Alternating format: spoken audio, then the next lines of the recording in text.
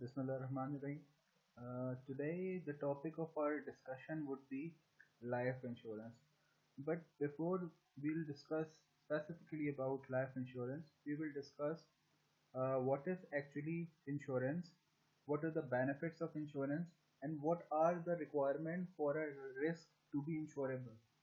Of course, practically speaking, all the risks available in a society are not insurable. So there are certain requirements, of course, for both the parties, specifically for the insurance company, to offer indemnity for a certain risk. So there are some requirements definitely to a risk to be insurable. We'll discuss that, and then we will specifically discuss what is life insurance, what does this life insurance mean, what are the benefits of life insurance, if there are benefits, how to calculate the amount that need to be insured, and what are the methods available. So this will be the content of today's lecture. Starting with insurance. An insurance between an arrangement between an individual, that is consumer, and an insurance company to protect the individual against risk. Basically, it is the arrangement, and more specifically, if I use a legal terminology, it is a contract between a person and an insurance company. A person can be a natural person, it can be an artificial person, and the insurance company to indemnify or protect the customer from a certain risk. It can be any risk. It can be risk of premature death, we call it life insurance. It can be insurance of loss of property, we call it property insurance. It can be a risk to a group, we call it group insurance. So it is actually an indemnity provided by the insurer to the insuree in for a loss against certain risk. For this indemnity, the insuree has to pay a certain amount to the insurer, and that amount is called premium. So, technically speaking, the premium is given by the insuree to the insurer to indemnify him, her from a specific risk. This is basically the definition of insurance. It is a contract, and the person in contract, the party who is actually indemnifying is called the insurer, and the party who is getting the benefit of indemnity is the insuree. The amount paid by the insuree to the insurer is called premium, and overall it's a contract, and all the laws pertaining to the contract applies on insurance as well. Looking at the benefits of insurance, there are of course certain benefits for the insurance. That is why it is practically applicable in our society, as people are there to they can see the benefits of insurance. Number one is indemnification of losses. पहली बात यहाँ पे ये की गई है indemnification of losses. Of course insurance का जो पहला पर्पस है that is indemnification of losses, और वो जिस पार्टी के होंगे उनको हम इंश्योरी बोलते हैं कि किसी पार्टी को लॉस से प्रोटेक्ट किया जा रहा है, तो ये पहला इंश्योरेंस का पर्पस है. अगर लाइफ इंश्योरेंस है तो लाइफ इंश्योरेंस के केस में किसी इंडिविजुअल की फैमिली को फाइनेंशियल लॉसेस से बचाया जा रहा है जो कि एक पर्सन के प्रीमेच्योर डेथ से कर हो रही है. और again it is indemnification of losses. कोई प्रॉपर्टी का केस है तो कोई प्रॉपर्टी को इंडेमनिफाई किया हुआ है कि उसकी वजह से जो भी एक्चुअली लॉस हो रहा है वो इंश्योरेंस कंपनी कवर करेगी. Second is reduction of fear and worry. At times insurance ना होने की वजह से फियर और वरी है. एग्जाम्पल ये है कि आप एक नई गाड़ी परचेज करते हैं और आप रोड पे उसको ड्राइव कर रहे हैं, तो आपको एक फियर और वरी होगा कि आपकी एक्सपेंसिव कार है और वो कहीं से भी उसका एक्सीडेंट होता है तो उसका जो फाइनेंशियल लॉस है वो शायद इतना ज़्यादा हो जो आप बियर ना कर पाए, या कर भी पाए तो आपका लाइफ स्टैंडर्ड उसकी वजह से रिड्यूस हो सकता है. तो ये जो फियर और वरी है ये इंश्योरेंस के थ्रू ओवरकम की जा सकती है. आपका रिस्क टोटली अवॉइड किया जा सकता है. जैसे आप कह लें कि रिस्क ट्रांसफर किया जा सकता है टू द इंश्योरेंस कंपनी, और आपका फियर और वरी में भी रिडक्शन आएगी. Sources of investment. Insurance itself is a source of investment as well. वो कैसे? इंश्योरेंस कंपनी बेसिकली प्रीमियम लेती है, और प्रीमियम जो इंश्योरेंस कंपनी के पास जाता है वो उसको री इन्वेस्ट करती है कहीं to earn of course profit. तो सोसाइटी के अंदर जो आइडल मनी है, यानी कि जो लोग सेविंग के तौर पे सोसाइटी से, इकोनॉमी से जो पैसे विड्रॉ हो चुके थे, वो इंश्योरेंस कंपनी को एज प्रीमियम मिले, और वो नॉर्मली बिजनेस को एक्सपेंड करने के लिए या प्रॉफिटेबिलिटी के लिए वो पैसे सोसाइटी में इन्वेस्ट करती है। तो वो पैसे जो पहले सेविंग में थे वो सोसाइटी के अंदर इंजेक्ट हो रहे हैं, और अल्टीमेटली इकोनॉमी उस इन्वेस्टमेंट का बेनिफिट ले रही है। अगर इसको इंडिविजुअल के पॉइंट ऑफ व्यू से इसी पॉइंट को देखा जाए, तो एक और पॉइंट मतलब इसकी ऑब्जेक्टिव भी बनता है कि जो पैसे इंडिविजुअल ने प्रिकॉशन के तौर पे सेव किए हुए थे, कि उसको एक डर था कि मेरी प्रॉपर्टी का लॉस हो जाएगा या लाइफ प्री मेच्योर डेथ के केस में मेरे पास कोई पैसे होने चाहिए, जो सेविंग्स में रखे हुए थे, अब क्योंकि इंश्योरेंस की इंडेमनिटी मिल गई। फॉर एग्जांपल, मैंने जिस तरह कार की एग्जांपल दी, कार के केस में आपने कुछ पैसे अपने पास रखे होंगे कि इन केस कोई एक्सीडेंट हो गया तो मेरे पास कुछ पैसे होने चाहिए ताकि मैं उस सिचुएशन को ओवरकम कर सकूं। अगर वो कार इंश्योर्ड है तो फिर आपकी जो प्रिकॉशनरी जो फंड अवेलेबल है वो आप मिनिमम रखेंगे, और डेफिनेटली उसको फिर इन्वेस्ट कर सकते हैं। तो इसलिए इंश्योरेंस की वजह से सोसाइटी के अंदर इन्वेस्टमेंट का लेवल भी इंक्रीज होता है। चौथा बेनिफिट जो इंश्योरेंस का बनता है, दैट इज लॉस प्रिवेंशन। ये और फर्स्ट पॉइंट आपका इंटरलिंक्ड है कि ये बेसिकली लॉस प्रिवेंशन के लिए भी यूज होता है कि आपको कोई लॉस इनकर ही ना करना पड़े, और इसीलिए इंश्योरेंस यूज होता है। और number 5 is enhancement of credit, और दैट मीन्स बेटर श्योरिटी, कि आपकी सोसाइटी के अंदर जो क्रेडिट की अवेलेबिलिटी है वो भी ज़्यादा है, क्योंकि इंश्योरेंस कंपनी के पास जब पैसे आ रहे हैं तो वो हो सकता है कि बैंक में डिपॉजिट कर रहे हो, और इस वजह से आपकी इकोनॉमी के अंदर जो क्रेडिट फैसिलिटीज अवेलेबल है वो हायर हो जाएं।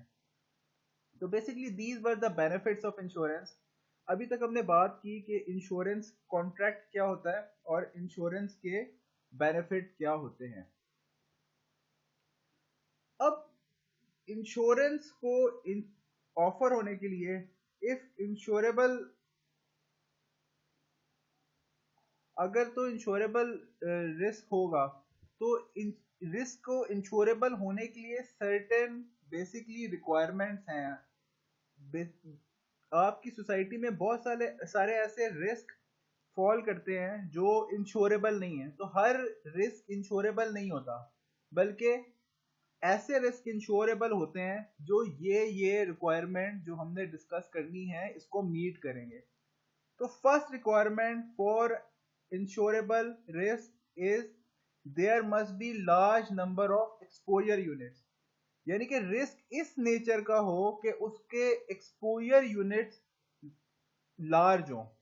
पर अगर तो ऐसा रिस्क है जो कोई इंडिविजुअल फेस कर रहा है, तो फिर ऐसा रिस्क नॉर्मली इंश्योरेबल नहीं होता, इंश्योरेंस कंपनी से ऑफर नहीं करती, क्योंकि ये ऐसा रिस्क है जो insurance company through large volume indemnify नहीं कर सकते। क्योंकि इंश्योरेंस कंपनी का अगर आप पर्पस देखें तो उसका पर्पस क्या होता है कि वो जितने भी large number of exposure units हैं उनको इंश्योरेंस प्रोवाइड करके उनसे प्रीमियम ऑब्टेन कर रहे होते हैं, और basically law of large number apply हो रहा होता है। उनमें से एक सर्टेन प्रोपोर्शन होता है जो लॉस सफर कर रहा होता है, और वो जो उन्होंने प्रीमियम लेके फंड कलेक्ट किए होते हैं उनमें से वो अपना प्रॉफिट भी अर्न कर लेते हैं, और जिसको, क्योंकि प्रोबेबिलिटी है कोई 2 या 3% होंगे जो एक्चुअली वो लॉस फेस करेंगे, उनको वो लॉस की इंडेमनिटी और रिकवर करवाते हैं, और बाकी जो होता है वो उनका प्रॉफिट होता है।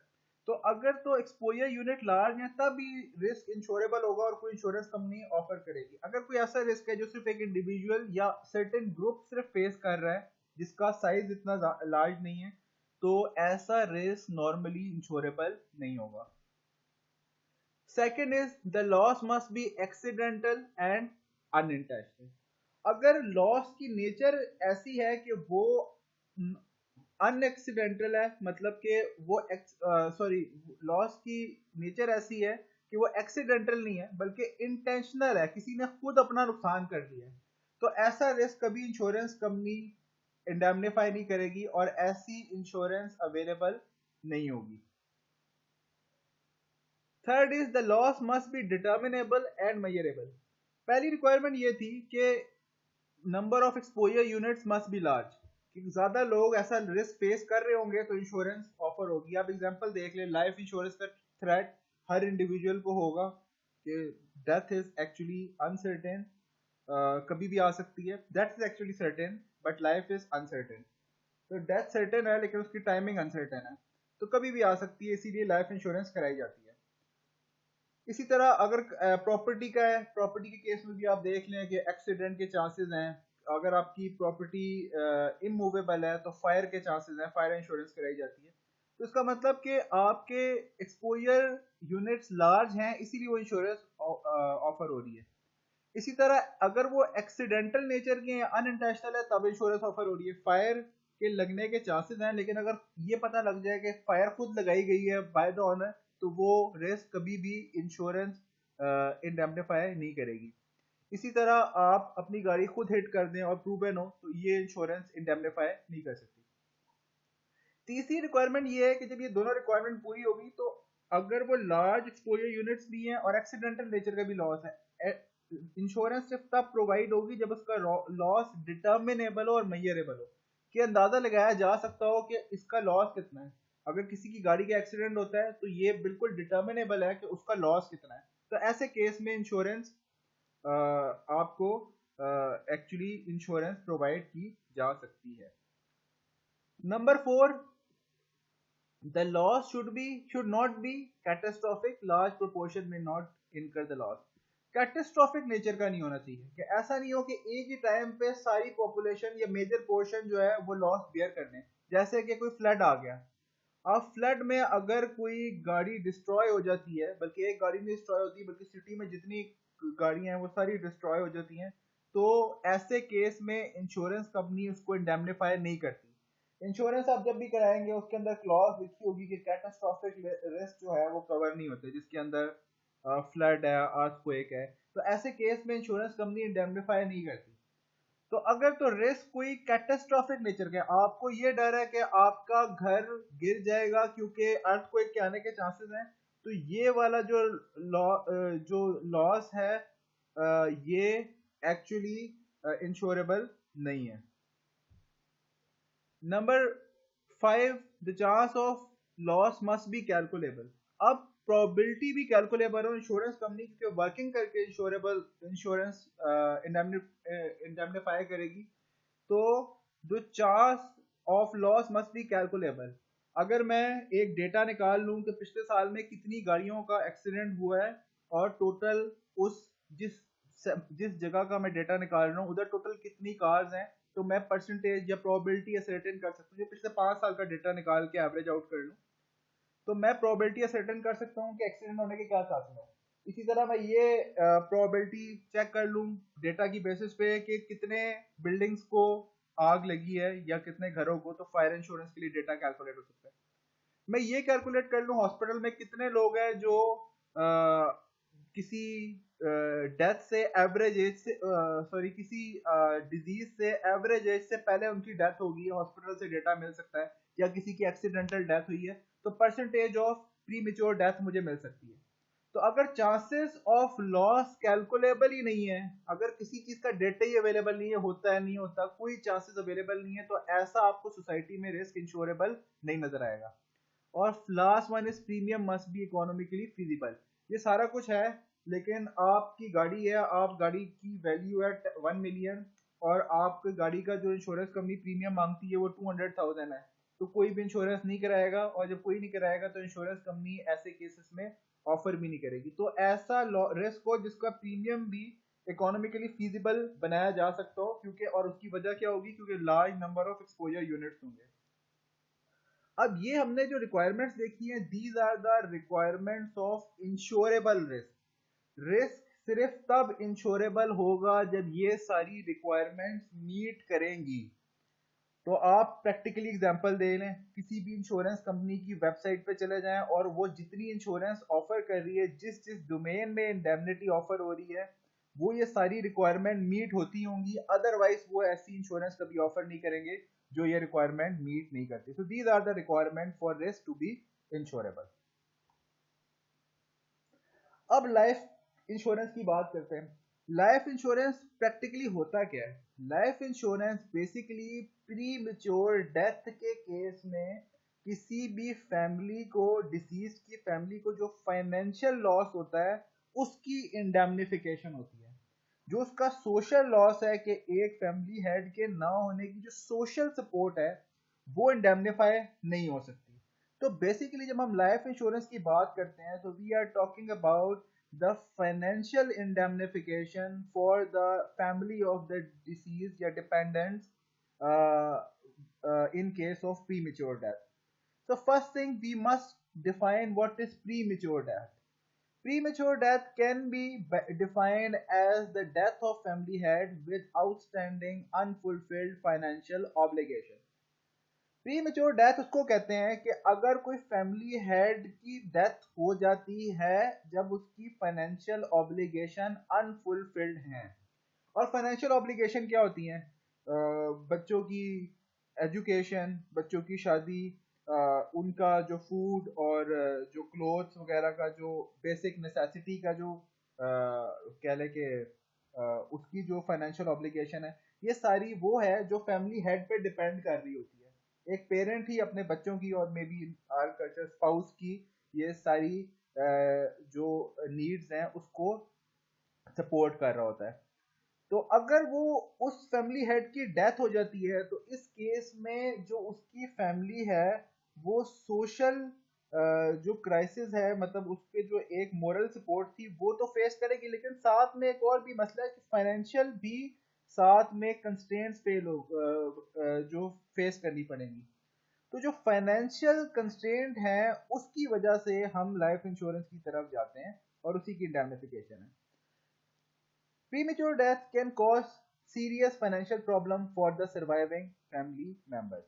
यानी कि जो सर्वाइविंग मेंबर्स हैं प्री मेच्योर डेथ के केस में उनको सीरियस फाइनेंशियल प्रॉब्लम फेस करनी पड़ेगी। और वजह क्या है कि जो अर्निंग हेड है अगर वो ही नहीं रहता तो डेफिनेटली फिर फाइनेंशियल सपोर्ट कहाँ से मिलेगी। तो इसीलिए लाइफ इंश्योरेंस की स्ट्रॉन्ग एक जस्टिफिकेशन बनती है और that is why we are studying it as a full flash topic in our subject. The deceased future earning are loss forever. Definitely जब बंदा नहीं रहा तो उसकी फिर अर्निंग भी नहीं रही। Additional expenses are incurred, for example funeral expense, estate settlement cost. अब जब हमारे फॉर एग्जांपल हमारे सोसाइटी में भी ये कॉमन है कि उसके फ्यूनरल का फिर एक्सपेंस भी आपने अदा करना है, मतलब जो फैमिली है। और साथ में हमारे कल्चर में अगर देखा जाए तो शायद 40वें तक जितनी भी कॉस्ट है वो बेयर करनी पड़ती है बाय द फैमिली। तो एक तो फाइनेंशियल हेड नहीं रहा, उसका फाइनेंशियल प्रॉब्लम, फिर उसके अलावा एडिशनल एक्सपेंसेस आ गए जो उसके डेथ की वजह से उसको फ्यूनरल से लेके जो भी मतलब जब तक उसका वो है मॉर्निंग है तब तक जो है उसके जो कॉस्ट है जितनी भी वो सारी फाइनेंस फैमिली को ही बियर करनी पड़ती है। तो एक ये फाइनेंशियल कॉस्ट आ जाती है। Some families will experience a reduction in their standard of living. और शायद मेरे ख्याल से सम भी नहीं, ये मोस्टली फैमिलीज में अप्लाई होता है कि वो अपनी लिविंग स्टैंडर्ड की रिडक्शन फेस करेंगी जब किसी भी फैमिली हेड की प्री मेच्योर डेथ हो जाएगी। तो ये एक फाइनेंशियल कॉस्ट है जो बियर करनी पड़ती है to the family. Non economic cost are incurred such as for example grief. इसके अलावा नॉन इकोनॉमिक कॉस्ट भी हैं, जैसे कि जो एक किसी भी फैमिली हेड को मरने का दुख है, जो मोरल डाउन होता है, जो एक सोशल कॉस्ट है कि पेरेंट का ना होने का जो इफेक्ट है बच्चों पे, ये वो कॉस्ट है जो एक्चुअली लाइफ इंश्योरेंस कवर नहीं कर सकता। हमारा जो फोकस होगा वो ऊपर वाले इश्यूज पे होगा जो कि फाइनेंशियल इश्यूज कॉज हो रहे हैं from the premature death, और that is why life insurance is an option. Millions of people die annually from heart disease, cancer, stroke, accident भी इसमें ऐड कर लें कि डेटा ये बताता है कि दुनिया में मिलियन लोग हैं, जो मिलियंस लोग हैं यानी कि लाखों में हैं, जो कि हर साल जिनकी डेथ होती है from heart disease, cancer, stroke, accident. और हम बात करें जिनकी एवरेज एज से पहले डेथ हो जाती है और उनकी फाइनेंशियल ऑब्लिगेशंस अनफुलफिल्ड रह जाती हैं। तो ऐसे लोगों की जो परसेंटेज है वो काफी हाई है और it is a strong justification for this life insurance. The purchase of life insurance is financially justified if the insured has earned income and other are dependent on those earning for financial support. बात इसी से draw किया जा सकता है conclusion कि अगर तो किसी इंडिविजुअल पे बहुत से लोग या कुछ लोग डिपेंडेंट हैं और उसकी इनकम पे डिपेंडेंट है, तो उस ऐसे इंडिविजुअल को या ऐसे कपल को लाइफ इंश्योरेंस की खासी ज़रूरत है, क्योंकि ऊपर जो है उसके ऊपर जो है फैमिली डिपेंडेंट है। तो ऐसे केस में तो लाइफ इंश्योरेंस की जो जस्टिफिकेशन है वो काफी क्लियर है। अच्छा, अभी तक हमने बात की कि लाइफ इंश्योरेंस होती क्या है, प्री मेच्योर डेथ के केस में फाइनेंशियल कॉस्ट कौन कौन सी बियर कर सकते हैं। अब हम फैमिली स्ट्रक्चर्स देखेंगे, और ये दुनिया की बात हो रही है, पाकिस्तान की बात नहीं, किस किस तरह का फैमिली स्ट्रक्चर हो सकता है और उस फैमिली स्ट्रक्चर की बेसिस पे प्री मेच्योर डेथ का इफेक्ट कैसे आ सकता है, कैसा इफेक्ट हो सकता है प्री मेच्योर डेथ का। So the need for life insurance varies across family type. Family type की बेसिस पे यानी फैमिली स्ट्रक्चर की बेसिस पे जो लाइफ इंश्योरेंस का इफेक्ट प्री मेच्योर डेथ का इफेक्ट है वो डिफरेंट होगा। पहला टाइप मेरे पास आ रहा है सिंगल पीपल। ये सिंगल पीपल का मतलब है ये वो लोग हैं जिनके शायद पेरेंट्स अब इस दुनिया में नहीं है और इनकी शादी भी नहीं हुई और आगे भी कोई नहीं है, तो उसका मतलब ये इस वक्त अकेले हैं। ऐसे लोगों पे जो प्री मेच्योर डेथ का मतलब जो फाइनेंशियल कॉस्ट के एस्पेक्ट से हम बात कर रहे हैं, ऐसे लोगों की प्री मेच्योर डेथ का जो इफेक्ट होगा वो ऑलमोस्ट इनसिग्निफिकेंट होगा, और ऐसे लोगों को लाइफ इंश्योरेंस की कोई खास जरूरत नहीं है। दूसरा, सिंगल पेरेंट फैमिली। इस केस में लाइफ इंश्योरेंस की शायद हमें जरूरत नजर आ रही है। सिंगल पेरेंट फैमिली का मतलब ये है कि ऑलरेडी सिंगल पेरेंट है, मतलब जो बच्चे हैं उनका एक ही सिंगल पेरेंट है जो उनको फाइनेंशियली सपोर्ट करता है। वो मतलब सेकंड पेरेंट की डेथ की वजह से भी हो सकता है और सेपरेशन के केस में भी हो सकता है। अगर कोई डाइवोर्स है और बच्चे डिपेंड कर रहे हैं ऑन अ सिंगल पेरेंट, ऐसे केस में ऐसे केस में बच्चे जो चिल्ड्रन डिपेंडेंट्स हैं वो एक ही बंदे पे डिपेंड कर रहे हैं, और ऐसा केस में लाइफ इंश्योरेंस की स्ट्रॉन्ग जस्टिफिकेशन नजर आती है, क्योंकि एक ही पेरेंट पे डिपेंड किया जा रहा है और उस पेरेंट की अगर प्री मेच्योर डेथ हो जाती है तो जितने भी डिपेंडेंट्स हैं उनके ऊपर सिग्निफिकेंट फाइनेंशियल इफेक्ट आएगा। तीसरी जो टाइप ऑफ फैमिली है वो है two income earner with children. ये वो फैमिली है जिसके अंदर दोनों पेरेंट्स काम करते हैं, दो पेरेंट्स जो हैं वो दोनों इनकम अर्नर हैं और चिल्ड्रन दोनों पे डिपेंड कर रहे हैं। ऐसे केस में प्री मेच्योर का इफेक्ट डेफिनेटली आएगा, स्टैंडर्ड ऑफ लिविंग फॉलो कर जाएगा अगर किसी भी एक इनकम अर्नर की डेथ हो, प्री मेच्योर डेथ होती है। लेकिन इसका इफेक्ट डेफिनेटली सिंगल पेरेंट से कम होगा, क्यों? क्योंकि दो पेरेंट है, दोनों अर्न कर रहे हैं।